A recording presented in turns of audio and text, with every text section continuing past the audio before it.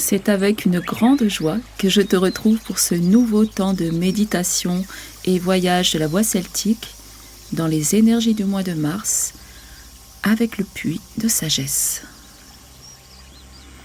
Mars est le 2e mois du printemps, selon le calendrier celtique. La flamme de Brigitte croît en force et vers le 21 mars, le jour est égal à la nuit. L'équinoxe de printemps est arrivé. Si Brigitte est la gardienne du feu sacré et de la forge, elle est aussi un esprit gardien de l'eau. Ainsi, dans les îles britanniques, de nombreuses sources lui sont consacrées et leurs vertus curatives sont réputées. Nous avons tous, près de chez nous, une source miraculeuse dont l'origine se perd dans la nuit des temps. L'eau est un élément du féminin.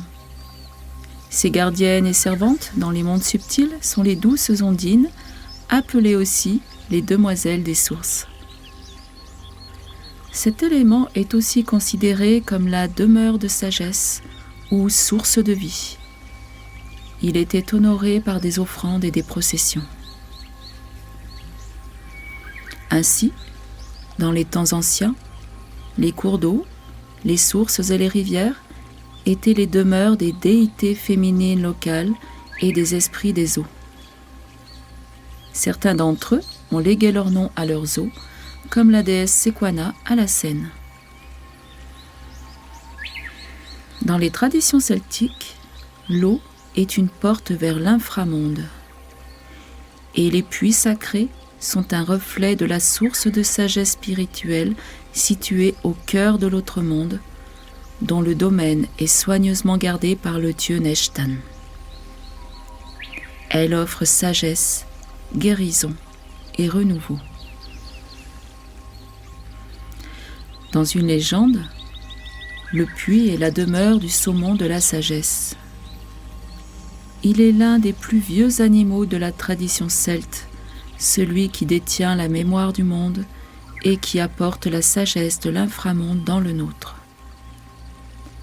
Il est aussi le symbole de la quête de connaissance, la quête du soi véritable, périlleuse et difficile, à travers les profondeurs du cosmos et des plans de réalité. 9 noisetiers sacrés et magiques entourent la source de sagesse. Ils fleurissent et fructifient dans le même temps.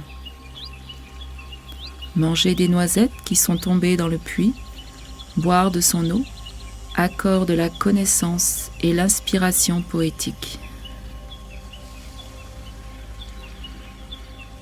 En chacun de nous se trouve une source de sagesse. Et en écoutant notre intuition et les messages de notre âme, nous apprenons à trouver les réponses en nous-mêmes. La nuit, nous nous rendons dans cet espace inconscient pour rêver. Mais pour contempler les profondeurs de notre âme, il est préférable de s'y rendre éveillé. Quand nous buvons les eaux intérieures de l'âme, nous pouvons avoir des éclairs d'inspiration, des idées illuminantes, des pensées brillantes. Dans cet état de calme et réceptivité, nous recevons les messages de notre soi et nous pouvons les ramener à la lumière de la conscience et de notre plan de réalité pour nourrir notre vie, notre famille, notre communauté.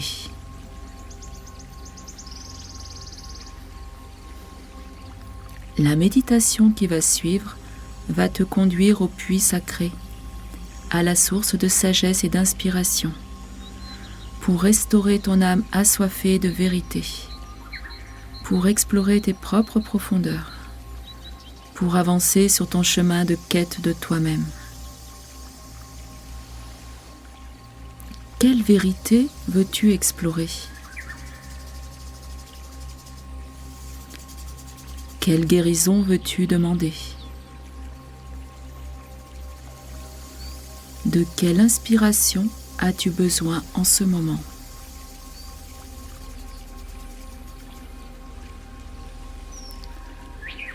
Avant de commencer, tu peux disposer sur ton autel une coupelle ou un flacon d'eau guérisseuse d'une source miraculeuse, des cristaux de quartz pur et faire une prière de guérison. Tu pourras boire cette eau après le voyage ou bien la verser dans une plante, à la terre, dans un cours d'eau, comme cela te semble juste.